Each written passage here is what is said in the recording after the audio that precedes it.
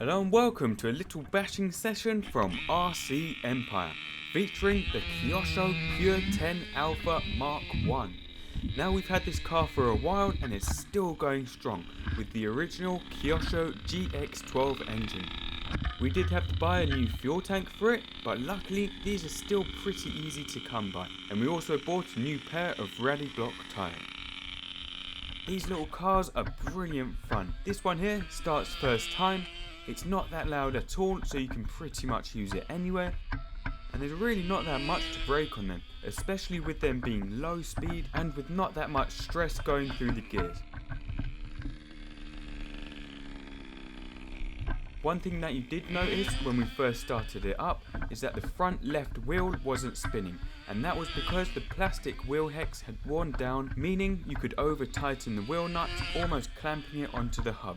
So just release that off a bit and then get some Tamiya metal hexes, which I find are the best.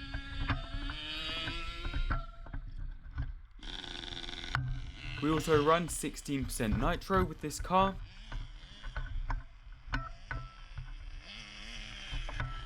Now, unlike a lot of engines out today, with this engine you only have one needle to tune it, so the tuning needle and the idle screw, and we'll normally tune the needle to 2.5 turns out from fully screwed in, and this gives us fairly good running. However, as soon as you put the body on, it does start to get hot and you have to lean it out a bit, otherwise it will cut out. But for a simple car, these are great fun to throw around. Although as you can see, any big stones will kick it up, and you can only really drive this one on hard packed surfaces, dust or very short grass.